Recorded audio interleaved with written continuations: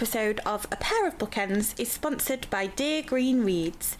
They create handmade book sleeves and gift boxes for all your bookish needs. They also support small independent businesses and designers by working in collaboration with them.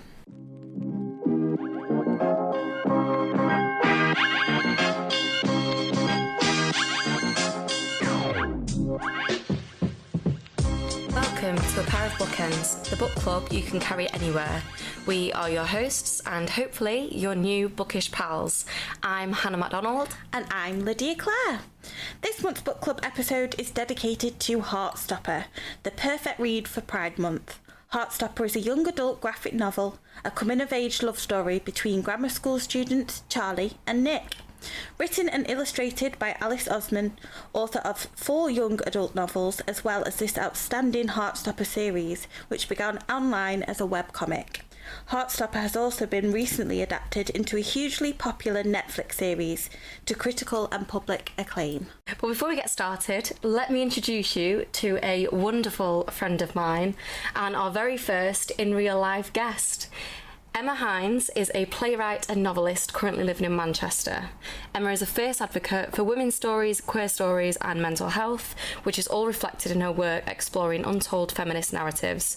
Her latest play, Pure, was featured in Turn On Festival at Hope Mill Theatre. Emma's most recent book, Ineffable Love, Christian Themes in Good Omens, was published by Darton Longman Todd. Her debut novel is an exploration of female trauma in the vivid and cruel world of the Victorian freak show, and one we cannot wait to get our hands on. Emma, welcome to A Pair of Bookends. That was such a good introduction. I feel like I should just carry you around in my pocket, and whenever I have to introduce myself at social situations, have a Hannah pop out. I love that. Yeah. I've told you. Hire me as your PR person, please. So Emma, important question. What are you currently reading? So I am one of these dreadful people who I don't read ongoing as such unless it's for like research for work. What I do is I sit down and just like devour a book and then I kind of move on. So I don't think that's dreadful. I actually think that's amazing. It can be efficient. Yeah. But the book I have most recently read, which was a short novella that just really kind of blew my mind and did like an excellent job of really getting into the female psyche, was called Weird Fucks by Lynne Tillman. I really want to read that. Yeah. That's on my TBR.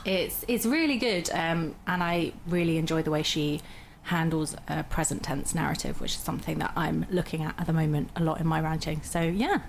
Is that at your house? It is at my house. Do you want me to bring it to your house? I would like that very much. Oh. Sharking after books. Also, Lydia, what are you currently reading? Yeah. Oh, don't forget about me now. We've got a guest on. I'm currently reading The Black Flamingo by Dean Atta, which is it's amazing.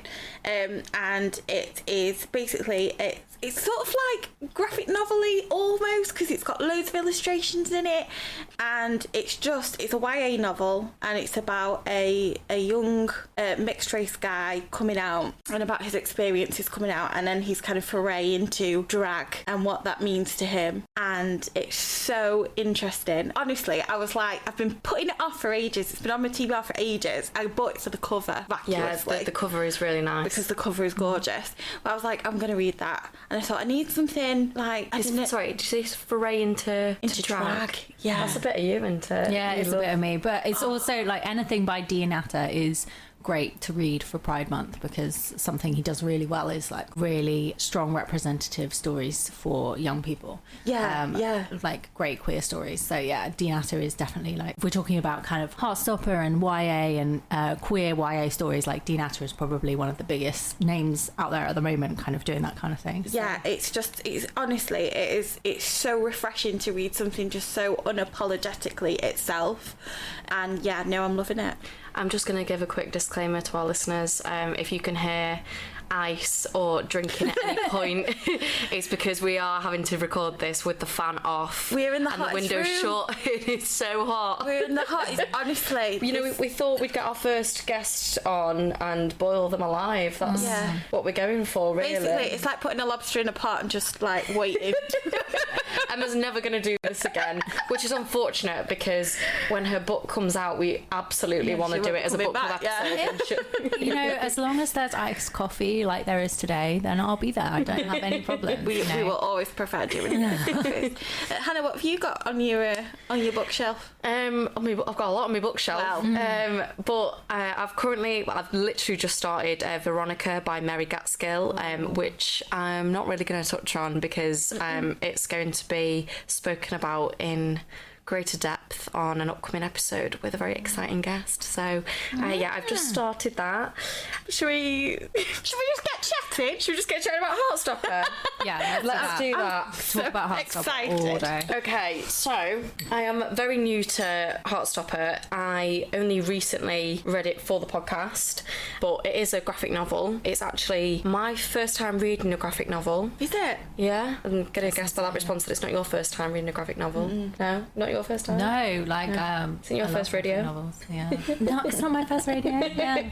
But I really enjoyed it. I really wasn't sure what I was going to make of reading a graphic novel. I don't know if that makes me sound a bit snobbish, but I really didn't know what to expect. And actually, it was amazing. I read volume 1 and volume 2 back to back in the space of like an hour. Me too. Just flew through it, and it's so wholesome. It's just beautiful, and the illustrations are gorgeous, and it's just like a perfect kind of romance book and a perfect like queer story. I don't know, it felt like a hug in a book. I love that. Yeah. And the adaptation felt very similar in that it felt very wholesome, and that whole kind of feeling of first love and the excitement of it, but then also being really important, and you know, it educated me a lot, and just a really great recommendation for Pride Month altogether. Emma, you are a patron. Yes. I first came to find out about Alice from reading webcomics about 3 or 4 years ago. And were the webcomics Heartstopper? Or yes, it was Heartstopper. Heartstopper was, I think, is her only one that has been a webcomic first. So Alice is really interesting and inspirational in the sense that their career is they've been writing YA novels for a while and successfully. Like they're great books. But then they had this one thing that just kind of blew up, which was Heartstopper, in the sense that webcomics can do that nowadays. So I'm a patron of hers on Patreon, which is a great site. I have my own Patreon as well. So if you fancy checking that out, check me out on Instagram. We will attach links to both Emma's and Alice's Patreon in the show notes. And so I have been following along with the story for a really long time now, which is so much fun. And the great thing about being somebody's patron on these websites is that you get to kind of see the updates. So like many of the other patrons, I knew that the Netflix stuff was coming a long time before anybody else did, really, because they let us know in advance. And that was just so cool to see that kind of flourishing happen. But yeah, definitely if you enjoy Heartstopper, then I think you will absolutely enjoy her other work as well. She's got a very specific tone. And her debut novel was Solitaire. Yeah. And that's how the story of Heartstopper came about, isn't it? You can read all of them standalone, which is one of the great things about it, but some of them do interconnect. So like Solitaire is about Tori Spring, who is, you find out in Heartstopper, Charlie's big sister. And Radio Silence is about Alid, who in Heartstopper is one of Charlie's best friends. Winter is a short novella which fits kind of in between the pages of Heartstopper. So there's a very difficult winter for Charlie in the Heartstopper series, and Winter is a novella written about that winter, so it kind of goes deeper into the pages. And then Nick and Charlie is a novella that is written after Heartstopper when they're a bit older. We're gonna have to read that. There's more. Yeah, so everything kind of fits together, and where, so some of them are in universe and some of them are not, and something Alice does really well is just deals with difficult things. What she does that I think most people find so compelling is that they're just stories about real people who happen to be queer. Rather than like a specifically big deal about queerness, in the sense that perhaps we're used to seeing a big deal being made about queerness on TV. So I think that's one of the reasons that people enjoy them so much. And she's also just incredibly funny. And also got her first publishing deal at 17. Yes. Which is just insane. But why do you think she's had so much success and so quickly and from such a young age as well? She has a real ability to capture a teenage tone, and she doesn't talk down to teenagers, and I think that's something that a lot of people do, and sometimes even YA authors do, is that they talk down to the young people that they're writing for, but it's something that she never does, and she's just really truthful and reflective. And I think also she just writes characters that you adore. Like if you get around to reading Solitaire, like she just writes such adorable characters, and I think that's something that YA generally does quite well across the board, is people just fall in love with the characters. Like you know, people have gone so mad for Red, White and Royal Blue. You know, they just completely fell in love with the characters. Which has been adapted. Oh, is it? Adaptation. Oh my goodness. Can you imagine? That will be so popular. But yeah, just like she does a really good job of that. I feel like she writes all of her characters with so much empathy. You can just see it. You can see what they're trying to do in that kind of making you empathise with people and making you realise how important these stories are to listen to read and to share. I absolutely loved reading them. I think something that Alice does as well, really well, is and I remember when I first finished reading Heartstopper, I messaged Alice on Patreon actually, and basically at the time I was working in schools with teenagers, particularly working with this to do with mental health and queerness, and I just basically fangirled at her on Patreon, being like, oh my god, this is so good, I'm buying this for all of the teenagers I work with, because you are doing such a good job of portraying mental health in a real way for them to engage with and feel connected with, and like bisexuality and biphobia and transphobia and how they can manage these sort of things, and it is just so good for people of that age. I was thinking when I was reading it, like, it should definitely be in schools. I think it'd be really powerful if it was brought into schools, and I think although it does tackle the issues with bullying and homophobia and all that kind of stuff, I do feel like it, whilst tackling those subjects, it does show a positive kind of representation of being a queer person. And I mean, I'm not speaking as a queer person, so I could be wrong, but I felt like it had a positive representation of their relationship, and especially the way Charlie's family are just kind of, it's a non-issue for them that he's gay, and the way Nick's mum is perfect casting, by the way, as Olivia Colman, perfect casting. The way she reacts to him coming out is so beautifully done, and I feel like, you know, those are positive coming out stories, and Charlie's whole friendship group as well, like they're really positive and supportive with each other. There's a real push now for more queer happy endings, basically. Is what we're seeing. So people like Dean Atta, people like, oh my goodness, who wrote Red, White and Royal Blue? Casey McKiston, who also did One Last Stop, which is I've heard lots of things about which that. is good, and Benjamin Alire Saenz, who wrote Aristotle and Dante Discover the Secrets of the Universe.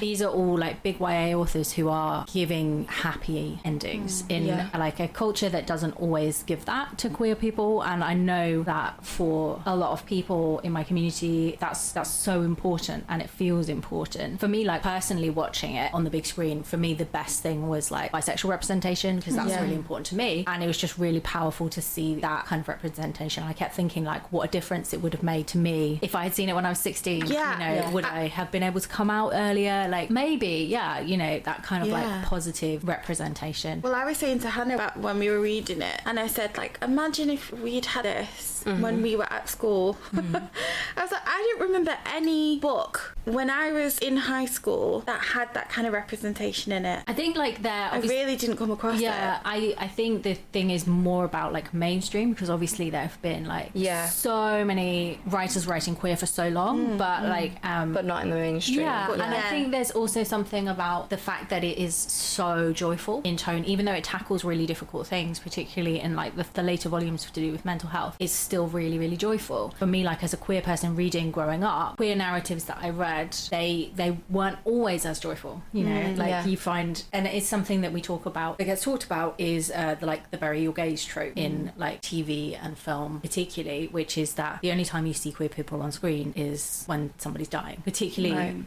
it's mainly references as a trope the AIDS crisis, and how queer, for a long time, the only time you saw queer people being represented is that they were on screen and they were dying of AIDS. Right up though, that is not to say that there is not incredible representational TV made about the AIDS crisis, like Angels in America. Oh my goodness, recently. It's a Sin. It's a Sin, you know, great TV, but there was that lack of diversity in sort of the stories being told, and I think now we're seeing like hopefully a more rounded diversity, because, you know, queer people are whole people, so we want to see our tragedies represented. You know, I want to see tragic stories because life can be tragic, but I also want to see like happy stories. It's just about that well-rounded diversity for the future, hopefully. Absolutely. So that just links into one of my questions for you. In what ways do you feel the sharing of LGBTQIA plus stories have evolved, and do you feel that these stories are being received well by audiences now? I mean, they seem to be, and I'm hopeful for the future. In the past, queer narratives have been sometimes coded, you know. So my husband talks a lot about Moby Dick because he teaches like classical literature and stuff, and he's like, it's so gay, it's like the gayest story ever told, and it is, but there is a level of like coding in that like if it's taught in school, the queer aspects of it are not usually taught. Like there's a lot of huge tremendous amount of queerness in Shakespeare, but that aspect of it is not really taught very much. You know, The Picture of Dorian Gray, massively queer. Orlando by Sylvia Plath, massively queer, but like there's a coding that was there for a long time that I hope now like we see more overt stories. For a long time, I cannot imagine that you could walk into like the romance section at Waterstones and expect to see, alongside like a boy-girl romance, a girl-girl romance, or a they-them, her romance. And now I feel like you could. You could see that like more diversity. And I think the spaces where that diversity needs to happen is kind of in things like big bucket romance and big bucket thrillers and stuff, because literary fiction does tend to explore queerness more. Because people think it's more serious. But we need that light queer as well as dark, heavy queer and introspective queer. We need joyful, fun, beach read queer. Absolutely. I was wondering, because I've seen a lot of like debate recently about queer fiction and about like representation in fiction, and about whether or not like what makes a book queer in that sense, because a lot of people I've seen online and stuff recently have been debating whether or not it has to come from an author who is LGBTQIA plus, it has to be written from the perspective of a LGBTQIA plus character, or is it just that it needs to tackle the issues around being gay or being a lesbian or whatever? To you, what would you define as queer fiction? It's really hard to make these definitions, because, not to get too philosophical about it, but I kind of feel like what we're doing is we're trying to decide who can write what, right? And we're trying to decide what is representation and what is cultural appropriation. And that's kind of an interesting place to be in, because as a writer, I don't ever want to be told that I can't write a story that I have inside of me. You know, that would be a really hard place to be in. But am I more qualified to write queer fiction because I'm queer? I don't really know. Maybe. It's sort of hard to say. I think for me, when I look at like what are the queer fictions that I really admire and hold on to, they are generally queer stories about queer people in life, and they are generally written by queer people. But I don't know if that representation of author matters more to me because I'm a writer. For me, there's something powerful about seeing someone like Sarah Waters, who is so gay and wonderful and has been writing for so long and has been writing queer stories for so long. Seeing somebody like that have a career is really inspiring to me, because I'm like, I can write stories that feel true to me and they can find a place in the world. And also, you know, like Tipping the Velvet is like every 15-year-old queer person. Yeah. Like, you know, if you're into girls, or you think you might be into girls, read Tipping the Velvet. That's all I'm going to say. But Is that Sarah Waters? Yeah. Okay. Classic, wonderful lesbian fiction. And you know, it's interesting because a part of me is, I am so overjoyed that there is like more space for queer voices, and that we're also making space for queer voices in a way that hopefully balances a lack of representation that's been happening over the years. Yeah. Like that is what we want to do ultimately, but I don't want us ever to be in a space where we are kind of shutting down people's stories because of what they may personally or personally not be, because I worry that that forces people to self-define before they may be ready. Yeah, absolutely. And I don't think it's fair, you know, like the Heartstopper stuff has been so great and so important, but it has had like a toxic side online, you know, with people really pressurizing the guy who plays Nick to come out as bisexual because Nick's bisexual, and that's not anyone's business, you know, and nobody owes anybody a coming out, least of all a huge global audience. Yeah, you know? of course. So I don't want us to ever be in a position where we're kind of pushing writers to self-define before they're ready and before they want to, because ultimately if the story is powerful and good, then, you know, that's a great point. Yeah. Absolutely. How was it for you when you first shared your queer identity within your work? I think on the one hand it's relieving, because feels like something that doesn't need to be hidden, which is really great. Also, on the other hand, there is that worry about like representation and this sudden feeling that, oh my god, like I need to represent more people than just myself suddenly if I'm queer, which I'm not at all qualified to do, by the way. Just heads up, not even slightly. I'm just, you know, a classic chaotic bisexual writing books. Like, I've got no props or leverage to represent in entire swathes of queer people. So it's kind of pros and cons, and it's definitely an interesting process. But there is definitely a pressure, I think, in both industries that I've been in like theatre and in novels and stuff, to have like an identity that people can see and understand more than ever. The truth is that more than ever, when you're selling a book, you're also selling yourself. I think it's a weird thing to navigate as a creative and as an artist, that you feel like you've got to like box yourself off as like a marketing tool. So, you know, like often I've been told that I should be selling myself as a working class person, and I should be selling that element of myself. And I guess it's the same with, you know, queer people having to assert that. I think it's just this tremendous balance, because on the one hand, yes, we want more parts for queer people, and we want to get away from a time when it was literally like, it's like that bit in if anybody watches Brooklyn Nine-Nine, when Captain Holt is talking about his old captain, and when he first became a police officer, the captain was like, you're black and gay, so you should just do all the black and gay stuff, right? Those are the crimes you should deal with. And for a long time in industries, we have seen that, right? You know, actors who come out being told, well, you're gay, so we'll just get you gay parts, or you know, writers being told, oh, you write lesbian fiction, so you just write for lesbians, and we want to get away from that, so we want to expand those boundaries, but we also don't want to kind of like turn them in on themselves, so we kind of end up in the same place where people are going, well, if you're queer, you can't play somebody straight, right, because you're an actor, or if you're a queer writer, you can't write a book about straight characters. It kind of, we don't want to get to that place, because, you know, like Hannah could write a book, I feel, pretty convincingly about queer friendships, because she's friends with me and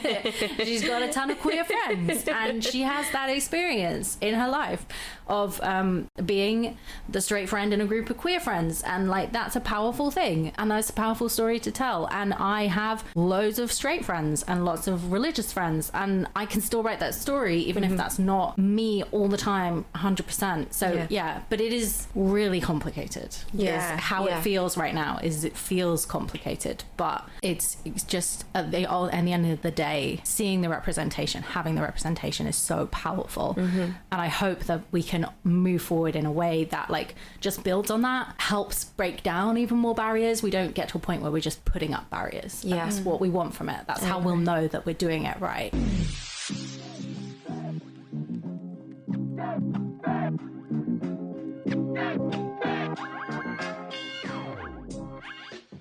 So, my favourite line from Heartstopper. In the adaptation? From the adaptation. Okay. It's also in the books. Okay. was when Nick tells his mum and comes out, and his mum hugs him, and she just says, "I'm really sorry if I ever let you think you couldn't tell me that." And I was just, honestly, it made me well up. Yeah. I was like, oh my goodness, like to have that kind of level of acceptance from someone, I thought was beautiful.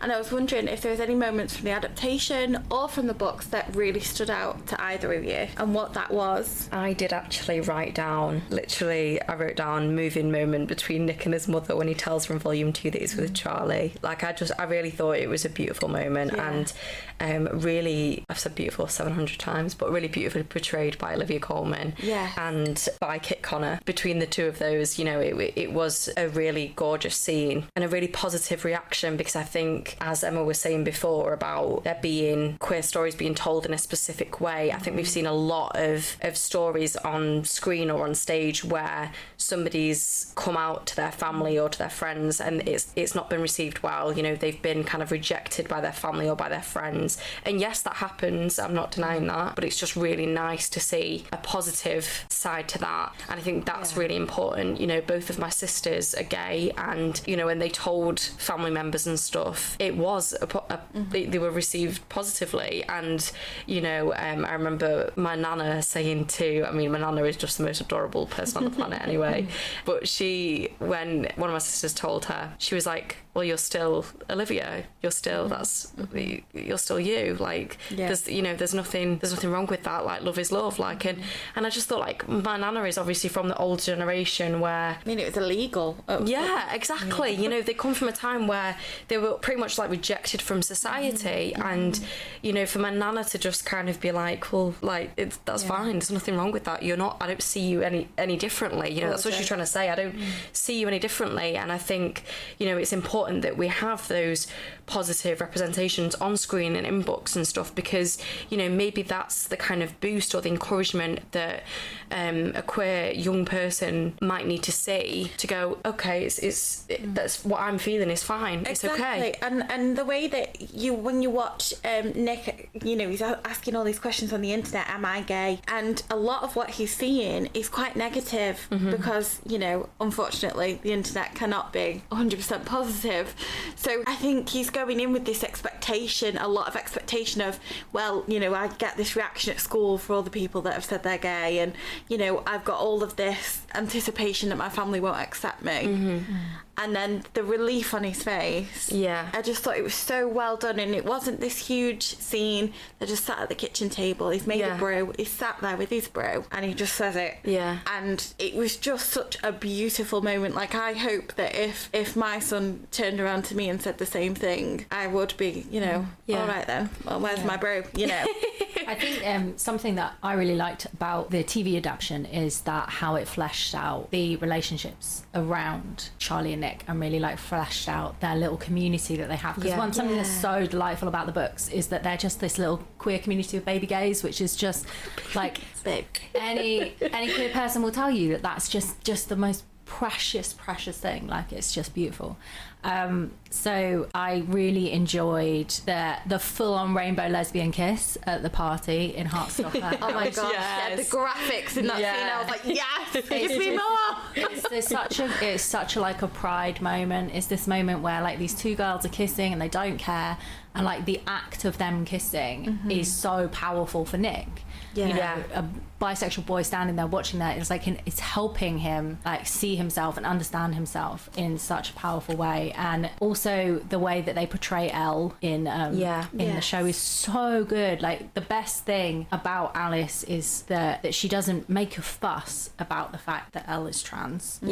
Elle is just Elle. You know, she's moved school, she's gone to the girls' school because she had a shit time at the boys' school, understandably, and her friends are just 100% supportive. And the thing that's so amazing about that story is like her budding romance is just that. It's just a budding romance, and it's the reasons why she's feeling insecure about it are not to do with the fact that she's trans. The reason she's feeling insecure about it is because he's her best friend. And that's just like that's more of a big deal. And that's teens for you, and they are incredibly resilient in so many ways, but also so accepting, which was my experience kind of working with teenagers for a long time, is that like when they've got something, then they've got it, you know. Yeah. They accept something, they accept it. And I just think that kind of the building of the community in the show was so cute. Yeah. And it's so beautifully done in the comics as well, in the graphic novel. It's just so much fun to read. I've been thinking a lot, like I think we can learn so much from younger generations in terms of, you know, this kind of thing. Like they can educate us so much, and like you said, like they seem to be more accepting of these things. Yeah, I think for that reason though, it's really important that like we provide representation where we can. We provide representation of our own queer identity so that younger people can see it and can process it and understand it and also feel seen themselves. But we also provide like leadership in terms of like allyship as like for people who are straight. Like that's just so amazing, you know. And we do see, like I see my friends who are raising kids right now and are raising them in such like a queer positive way, even if they're not queer themselves. And I'm like, yes, that's what we need. Is we need like straight people who are saying to their 16-year-old, oh, shall we watch Heartstopper together? You know, let's sit down and watch it together, and then maybe we can talk about it. And getting their cousin a copy of Heartstopper for Christmas, you know, just like ways that they're slowly opening the world and being like great allies is so important. So yeah, we do have a lot to learn. I wanted to ask a question about the start of Heartstopper, Charlie's secret boyfriend, Ben. So I wanted to ask you both, did you feel any kind of empathy for Ben, for, you know, being in a society or an environment that kind of makes him feel unable to come out? Or do you think his actions were kind of no different to Charlie's bullies? Well, I think he was a twat. Yeah, I think so. Is that okay? I feel empathy for anyone who is struggling to come out. Obviously I do, because I have struggled to come out. But I think it's hard to feel empathy for toxic masculinity. Yeah. Do you think though, I will say, I think is they do make him into the big bad villain for the TV show. Yeah. Yes. Whereas in the graphic novel, he is very much more of a footnote on Charlie's. I think, I think with the adaptation, what I found very uncomfortable was the real aggression with which he was played, and the act of kind of forcing himself upon Charlie. And for me, that's, I understand you're in a dark place, you're struggling with yourself, but it's never ever acceptable to do that to somebody. And so I think for me, I was like, I'm chalking you up as a twat and you staying mum. But I do empathise with that feeling of kind of like of feeling trapped and feeling like you need control, and you know, all of these things that he must have been feeling, because for starters, this is a kid. He's not a grown man. He's struggling in the worst time of your life as a teenager. But to me, I can't excuse that behaviour. Heart-wrenching. And you're so glad when Nick appears. And you're just like, yes! But, hero. Yeah, it's a hero moment. So yeah, I think it's interesting how things hit differently with different people. The thing that I found more in the comics is that I really felt Charlie's emotions in the situation. And I guess what they try and show you on the TV is they do try and round him out, Ben. They try and show the complexity of what he might be feeling at that age. And you're totally right. But I think it does they're an all-boys school, and it does bring up questions, I think, about masculinity. That he thinks it's the appropriate way to approach somebody who is a boy, that he feels like that's an appropriate interaction. He's 16, 15, where has he learned that? Like, Was it that behaviour? Yeah. I think Harry as well. Harry's such a little twat. Oh my god, he is. I don't know who's worse. He needs a slap. Probably Ben. No. I think I don't know. I think something that's interesting, like Harry does have like an art-ish. I think Alice does a great job in the books of giving him a something. So he's not just like something she does really well is nobody's just a write-off villain, because there are characters who are homophobic, who casually kind of indulge in stereotyping, are mean, or just bullies. Like I think the question for like the Harry question I always come up with is like, is he homophobic because he's homophobic, or is he a bully because he's a bully? Do you know? Like, would he be picking whatever it was? Would he be picking on him in any scenario? Is he that type of person? I think there's a question there. He seems like an opportunist. He's like, I'll get on anything. Are we allowed to do like spoilers, or are we not allowed Oh to do yeah, no, that's spoil fine. away. There is a bit like later on in the books where Harry essentially like comes to Charlie wanting forgiveness, to kind of be like, I'm sorry, I didn't realise. Like he basically goes, it's just the way I was brought up. And Charlie's response is basically like, do you want a fucking medal? Like, Correct what response. do you want? Like, what do you want? I'm not going to do this to make you feel good. Yeah. No. Which I think is totally justified. Yeah. So obviously it's a graphic novel, and the illustrations are beautiful, and kind of blows my mind that Alice Oseman is so talented that she can write these beautiful stories, but also illustrate, and also she's the creator of the adaptation. Can I just have like a little bit of her talent? just a little bit? But I wanted to know how you both felt about the use of animation on screen. Obviously, it's a nod to them being graphic novels, but for me, I thought they were really... I need to find a different word to beautiful. Every podcast, or every episode that we do, I always seem to use... There's one word that I say a lot. And today it's beautiful, so let's go with that. Go with it. But the illustrations were very wholesome. I loved how they felt perfectly placed. Yeah. They weren't all over the place, and it wasn't every 5 seconds. But when something significant happened, when it was there to signify something, I thought it was really well done. And especially you were talking about like the lesbian kiss pride moment, like that was so beautiful, and it was just made all the more wonderful by those graphics being on screen. Yeah. Just, you know, the flag in the background, the colours in the background, and I feel like it gives it that extra layer of creativity and a meaning. And I was actually really pleased that they kept some of that, because it still felt like it was this bridge to the book. You know, and they're all coded as well, so like all the different illustrations are for different characters.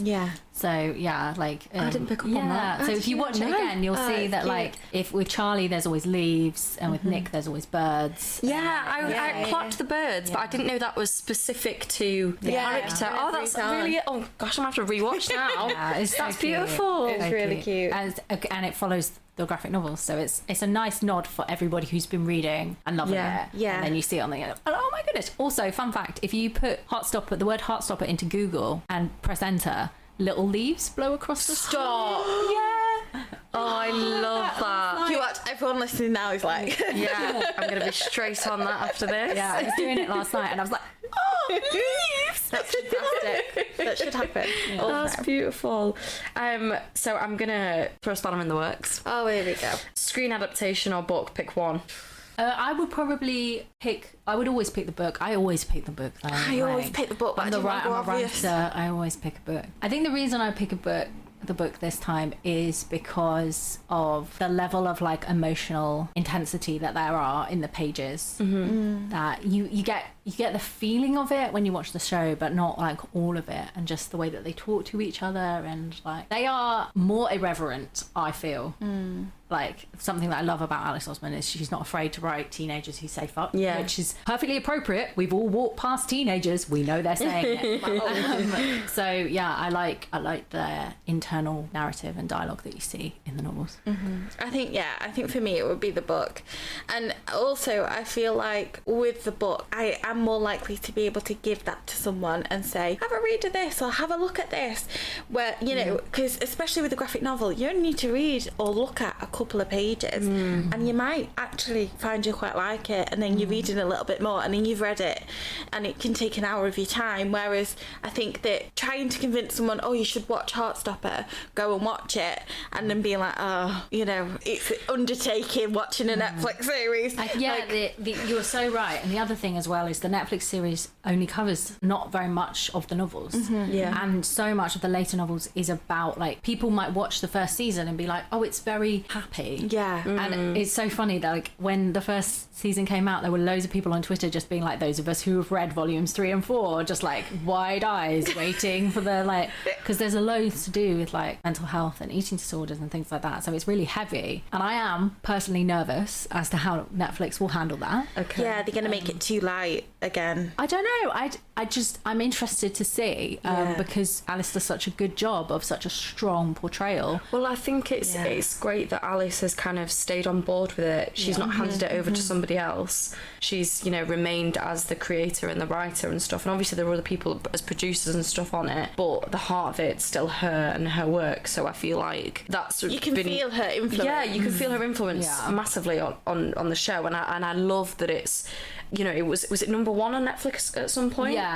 So it's, you know, that's huge for a young queer story to be number 1 on Netflix is amazing. And trending everywhere. Yeah, exactly. It's great, and I think we're lucky because we've had some great predecessors to this moment. Yeah. I think the fact that we had It's a Sin, which was obviously so amazing and intense and so sad, but really pushed boundaries forward, that we had like Sex Education as well. These shows really laid groundwork for, because they were, one of them was very, very angsty, obviously.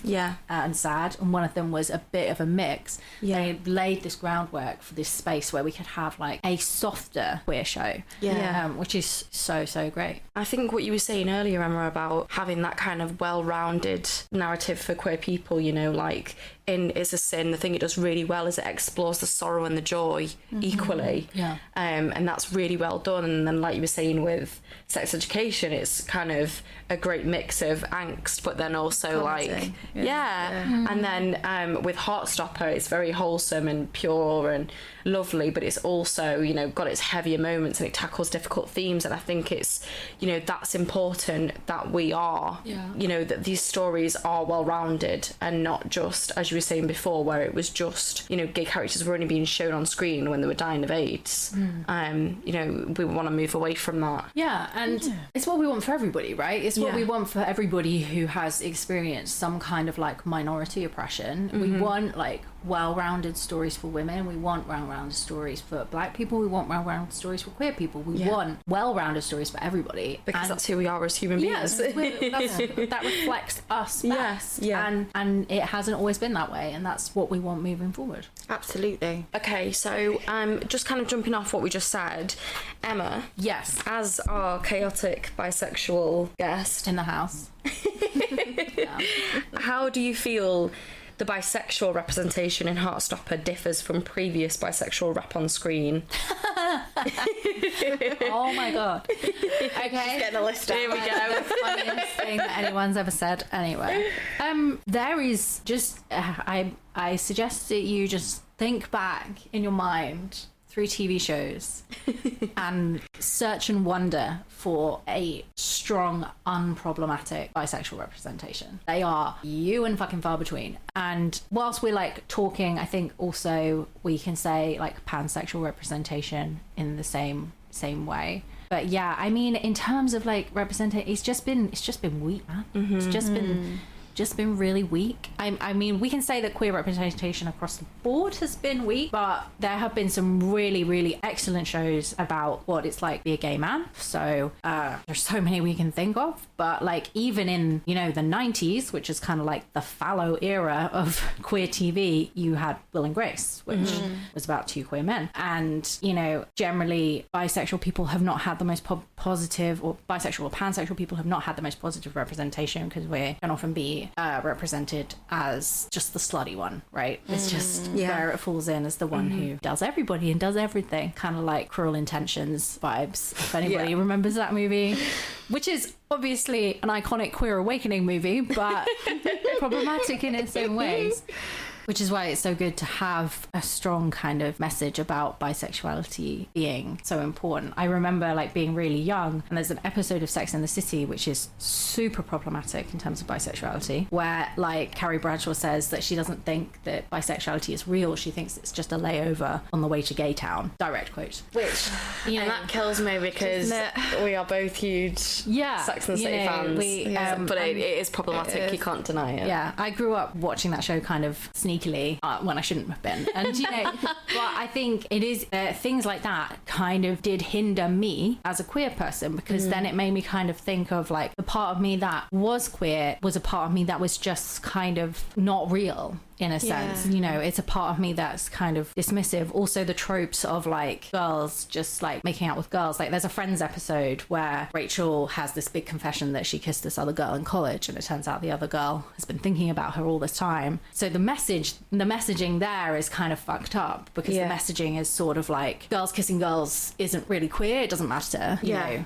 Like, and obviously we've all done stupid things when we're drunk, but that's beside the point. That's a story for another time. But it's like it's frivolous. It's like it's throwaway, as opposed to you know, this woman spent her life pining over this you know, this one kiss, this woman, because so I guess that's kind of my feeling, like what you said about bi representation. I hope it is getting better. I think it is getting better. Bisexual and pansexual representation. I hope it's getting better for everybody. I hope we have better trans representation. You know, Pose is so great for trans representation. Like, it's such a good TV show for that. And bi representation as well. Repping Little Puppy from Pose. But better and more is what we need. Better and more. How do you think Heartstopper would have been received if it was 2 girls rather than 2 boys? Do you think there would have been a difference? I mean, it's really interesting you say that, because there is another show coming out on Netflix, another queer show, which is 2 girls. Okay. And vampires. Wow. Oh. Yeah. Sold. And high school age, and I cannot remember what it's called, which is really unhelpful. It might be First Bite, but yeah, baby gay vampires, basically. Vampires. Baby gay vampires. Why is it not called that? But it's not. It's better than baby gay vampires, because it's a baby gay vampire and a baby gay vampire hunter. Oh yeah, Romeo and Juliet vibes. Wow. So I think they are like the spaces are opening up. I don't want to be like the woman who says that the men always go first, but they often do. But at least you know, it's a story about gay boys written by queer women. So Exactly. that weighs things up a bit. And it's so hard to like pull it apart, because you know, this is like a coming of age gay men story, and there have been many of those already. So that it's good that in a way that the foundation has led to this point, and I hope it means that we will have more queer coming of age stories for people who aren't gay men. And that would be really cool to see, and hopefully like this new show will show more of that. But if you think about like the heritage of the gay man coming of age story, if you think about like Call Me By Your Name and Love, Simon and things like this, like it's been coming. It's been ramping up. So what we need is more ladies, more trans people, more non-binary people, throw the doors open, more intersex people, more asexual people. Just better representation all around, basically. I mean, that would be really nice. Go for it. So on that, how do you think people can be better allies, especially when supporting queer artists and their work? By their work. And go on. No, on that note, you've got a list, have you not? Oh yes, of books. Fire some. Well, give us some reading recommendations for our TBR piles. We're ready.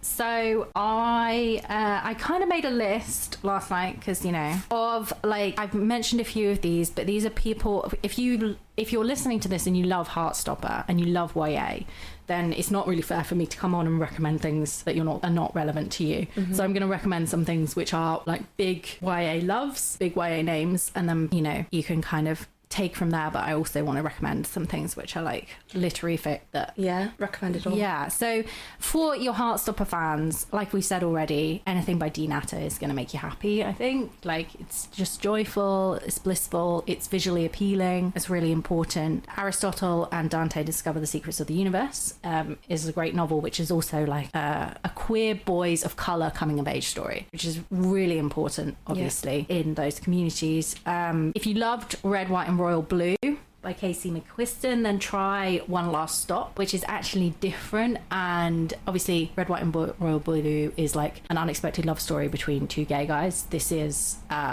much more varied, like has like trans characters and stuff. That's really cool. And just like read more of Alice's stuff. I love Solitaire, it's so funny, but I think the other Heartstopper adjacent books like Winter and Nick and Charlie are going to be the ones that people flock to.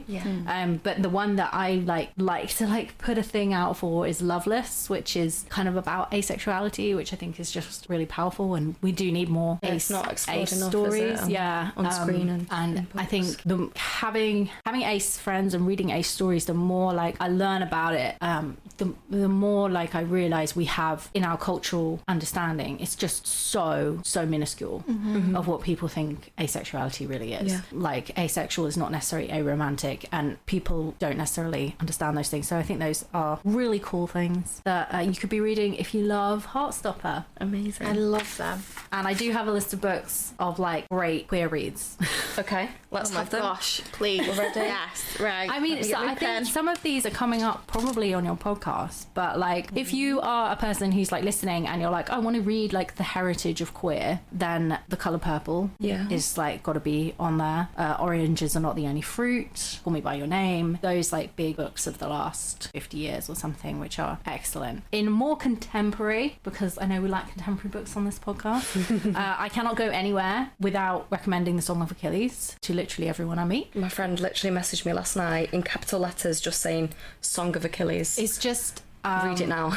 Madeline Miller is like, she is a beautiful writer, and she has such power in her skill, and it's one of those books that I think probably is flawless, so I kind of hate it a little bit. Wow. Yeah, well, you've But- got to, haven't you, yeah, if it's yeah. perfect. But it's also one of the books that I read a pretty long time ago now, actually, but helped me come out to a lot of my friends around me. So Okay. that's one of the reasons why it's at the top of my list.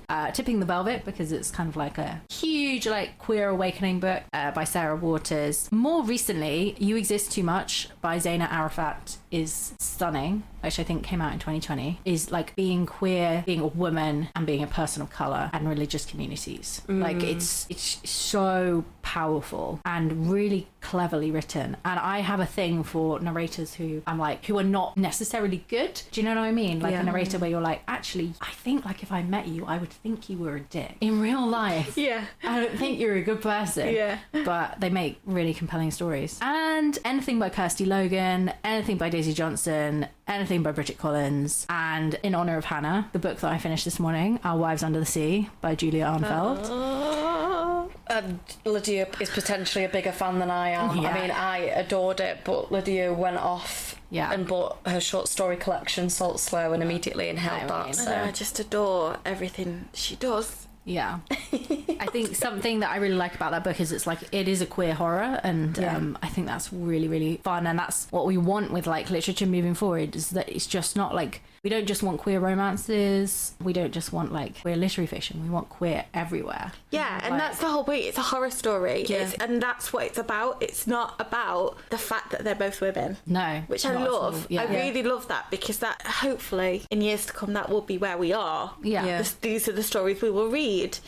But it's lovely to see that now. Yeah. And seeing that kind of that writing happening. Yeah. Did we have any questions? Oh yes, we did have one question from Gabby at Humphreys, and she has asked us, what's been on your TBR the longest? Emma, What do you want to book? start with that? What's been on your TBR the longest? Because I've seen Emma's bookshelves, and I don't know whose are more jam-packed, mine or Emma's.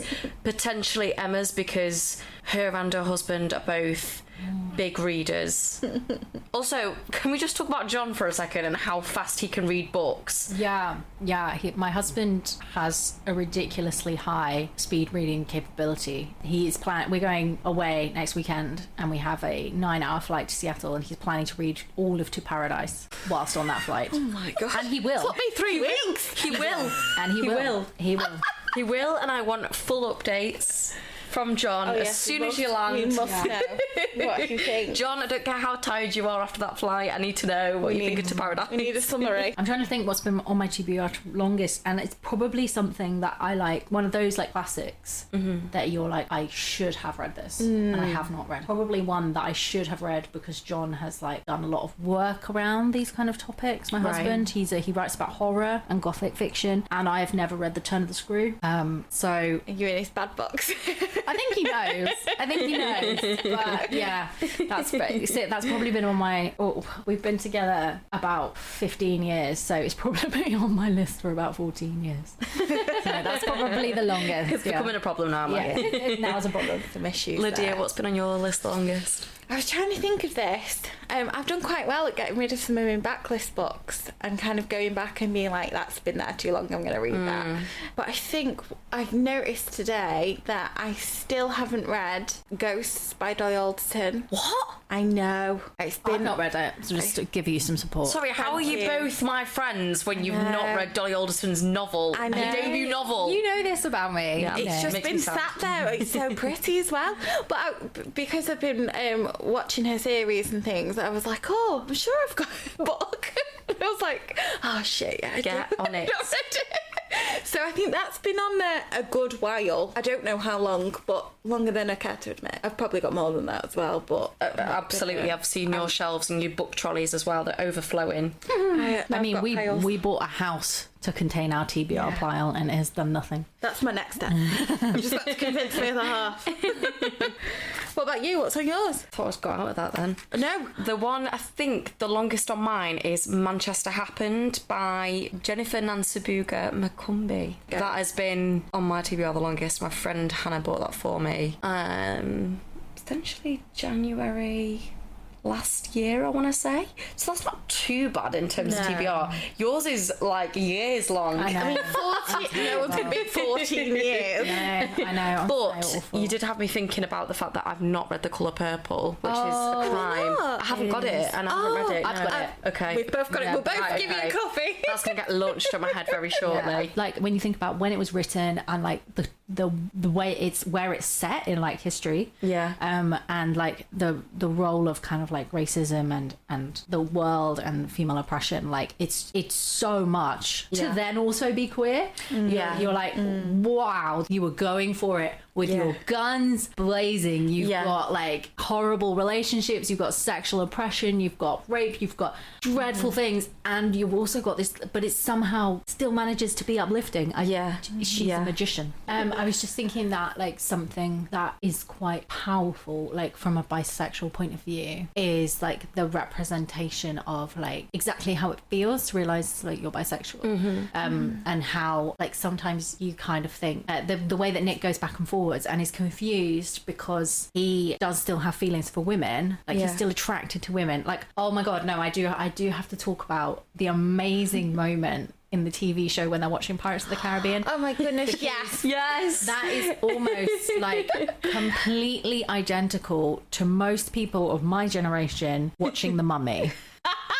Yes. Because, oh my goodness, like amazing male lead and an amazing female lead, you're just like one or the other, and you're like, I'll have both. and what about and, you know, and that's just that. I think for a lot of bisexual people, pansexual people, that's how it kind of emerges. You're suddenly like, oh, but not one, but two. So I just loved that moment, and I also loved his conversation with with his, oh my goodness, her name like completely escapes me. Tara. Yeah. Tara, where he kind of just basically asks her, like, because he's like, I did enjoy kissing you, and you're like, oh Nick, you know, him kind of like processing that out, trying to make sure if the kind of feelings that he has for girls will go away, you know, that's kind of what he's asking, is he's wanting to know from like somebody who is certifiably gay if they never feel anything. And I think for a lot of bisexual people, and for pansexual people, that's kind of how sometimes it works, is that you fancy everybody, and you don't know if you're just horny or if you're genuinely something different. And those questions. I loved Tara's certainty when she responded to him, and he was kind of like, did you? And she's like, no, I'm definitely gay. And kissing you made me realise it. And I just thought, you know, because that does highlight that difference, that she has this certainty about, you know what, I definitely 100% do not like men. And then he's kind of has like the realisation that actually, I don't have that. did like that kiss with you, but then I also really like Charlie. I really like Charlie. So then he's like, oh, okay, so you were certain from that you were gay, but I like both. It's a really So what important does that moment. mean for me? And I think something that's powerful in that moment is that Tara and Darcy really claim the word lesbian, which is really powerful in this story, which is so beautifully broadly queer, because unfortunately, like in the community, there have been connections between like lesbianism and like transphobia and things like that. And those are instances, right? That's not a pattern. That's not, I don't want to say it's a pattern because I feel like that's unfair to all of my wonderful lesbian people in my life who are not at all transphobic. But unfortunately, with the rise of like certain women's movements against transphobic people, certain other people have been kind of like attached to those things, and that's really sad and devastating for anybody in the community. And the feeling that some people in the community feel threatened by other people in the community is always really sad, and it's always hard, you know. And it's something that I have experienced, like as like biphobia is something that's experienced inside the LGBT community as well as outside it. So it's just really great that in like a show where you have Charlie who's gay, you have Nick who's bi, you have Elle who's trans, you have Tara and Darcy who are lesbians, and you have so much, and it's just all there, and it's coexisting in like a friendly, loving way. And what I love is that it doesn't feel like a box ticking exercise. It doesn't feel like these people are here just to be here. They earn their place there, and it's so good to see that these are just people, and these happen to be their sexualities. The thing is as well is I always find it really weird when people, often, I won't say always, but often straight people kind of go, why are there so many queer people? It's unrealistic. I'm like, you have not been to enough queer parties. Like, we find each other. There's a reason we all hang out together. Yeah. You know? Like it makes you feel safe. Like, of course. I remember when I was at uni, like I had a group of friends, we were all always together. And it wasn't until like 10 years down the line, 90% of us have come out. You know, and like a lot of us hadn't, only maybe 2 of us had come out at that point in time when we were at university. But still, we kind of like, we found each other.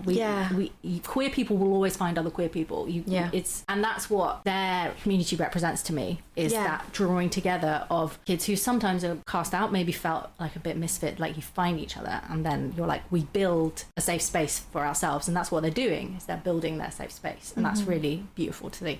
So that concludes our conversation on Heartstopper, which is available in all good bookstores. I would also just like to recommend an amazing queer bookshop in Manchester called Queer Lit.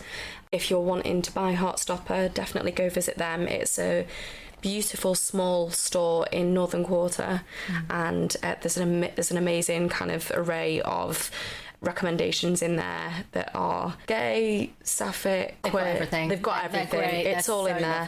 Also, and there's a great mix of non-fiction and fiction in there as well, which is important. So lastly, on the podcast, let's quickly give, because I'm aware of time, let's quickly give our recommendations. So Lydia, what have you been enjoying recently? Harry Styles. Sorry. Short, keep it sweet. Just Harry Styles, the album on repeat constantly. The song Boyfriend makes me cry. And basically it makes me want to be sipping a margarita in the sun. Yeah. With a book, with that playing on in the background. Nice. Emma. Dance. Kate Bush is back in the charts. Living for that. Love that. Just saying that. Can I just say, like to originally, thank you, everybody, Stranger Things fans. Yeah, but still, no matter how she gets generations. there, no matter how she gets there, she's a queen for being up there. I'm just bitter. I'm loving it. Loving that. Amazing. Also, Looking is a fantastic TV show. American TV show with Jonathan Groff and Russell Tovian. Oh, okay. It's about gay relationships, and it is one of the best. It's a HBO series. It's one of the best gay representative TV shows I've watched in a long time. Yeah. Emma, did you have... Yeah, I can give you queer TV on Netflix. Let's go for it. Oh, yes, please. Atypical. It's adorable. Teenagers being baby gays. AJ and the Queen, if you want to see like every member of RuPaul's Drag Race just suddenly appear in a sitcom as a drag queen performing, like, that's what you need. My husband would tell me to recommend American Horror Story. Okay. For particularly like 2011 till now for the queers. Brooklyn Nine-Nine, obviously. Rosa Diaz, Captain Holt, we salute you. Rosa Diaz, classic bisexual, we salute you too. Chilling Adventures of Sabrina, which just does a great job of being like, this is about horror and gore and madness and witchcraft, but everybody is under the level casually gay, which is just nice. Kind of Why do I feel like that's just my show? Yeah, that's a bit of you, lad. It's a bit of me, that. And classic Grace and Frankie. Can't Get Away from Grace and Frankie. I've not watched that yet. No, For those, it's just really funny. It's just really, really funny. I love that. For those of you who love a bit of horror, The Haunting of Bly Manor, Ew. which is queer and creepy. Queer and creepy. Lydia, that's Creepy. you sold. Yeah. Yeah. Yeah, I think that's It's a Sin is now on Netflix, which is Yes, really, which is really amazing. good. If you're not watching it now that Yeah. we've mentioned it 60,000 times, guys, come on. There's also like the classics, which people sometimes like overlook because they've been around for so long. But like, you got your Queer Eye, you've got your Orange Is the New Black. Yes. Like, I loved that show. Doing like for a lot of people, See, which is mine and cool. Lydia's final show at uni was actually Richard II with the concept of Orange Is the New Black. So it was Okay. Richard II, which is meant to be like a pretty male-heavy cast. Yeah. Flipped and made a all-female cast set in a female prison. That's crazy. That was really good fun Yeah. to work on. For your humour bods who like the teen drama, Sex Education. Yes. For those of you who like excellent queer relationships but also a bit of magic, Shadowhunters. For those of you who just love anything to do with like 80s 90s culture, Pose. Like, I cannot recommend Pose enough. I recommend Pose to everybody. Not only is it about amazing trans stories, it is like made by queer people, starring queer people, for queer people, but also for everyone. So yeah, those are my cultural queer Emma is roundup flying from that flag Netflix. high. Yeah, so many, which is really good. Yeah. It's really good to have. Great that they're on mainstream like platforms as well. Exactly. Very important. Accessible. Hannah, what's your recommendation? Well, obviously, I wanted to mention Everything I Know About Love, Dolly's adaptation, because that was amazing. That isn't relevant to Pride Month, but as we've been speaking about it in previous episodes, I wanted to just drop in that I've watched that recently. We are watching it. And we've not watched the final episode yet, but it's amazing. And I love it so, so much. And you can definitely see Dolly Alderton's influence on it. And it's just really great fun and all about female friendship, and makes you feel all kinds of nostalgia for kind of 2010s living, outfits, music, all Making of it. up dance in the living room. It's amazing. But my Pride Month recommendation would be the book Rainbow Milk by Paul Mendes. It's amazing. It's about being a black gay man in a Jehovah's Witness community and in modern day Britain, and it is just a really phenomenal book. It's also his debut novel, which is just insane. It's semi-autobiographical, but it is just so well written and just so brilliant. So I would absolutely recommend that, and I'm sure you would as well, wouldn't you, Lyd? I would. I did. I thoroughly enjoyed it. It was brilliant. Yeah, it's great. And on that note, that is all we've got time for today. Thank you so much to my incredible, chaotic, bisexual, wonderful woman of many talents friend, Emma Hinds. Thank you for having me. It's adore really you. fun. Yeah, we hope you've enjoyed our conversation on Heartstopper and all of our Pride Month recommendations. We will obviously be leaving links to those in the show notes as usual. If you aren't already, please do subscribe to our podcast, and please do rate and review us, as it helps to boost us in the charts. And if you aren't already following us, you can follow us on @ApairOfBookensPod. Emma, where can we find you in your work? On Instagram at ELPH Reads, READS, and on Twitter at Emma Louise PH. And yeah, And just also on around the Patreon, years. which will And be on Patreon, because you should be supporting. which is Emma. If you look up, if you go on Patreon, you should be able to search Emma Louise Writes, and you'll be able to find me. Amazing. But links to my Patreon are on my Instagram, And they will be in the show notes. and you can find me around. I'm around. I'm up for a good chat. I love it. Thank you so much for listening. Bye-bye. Bye.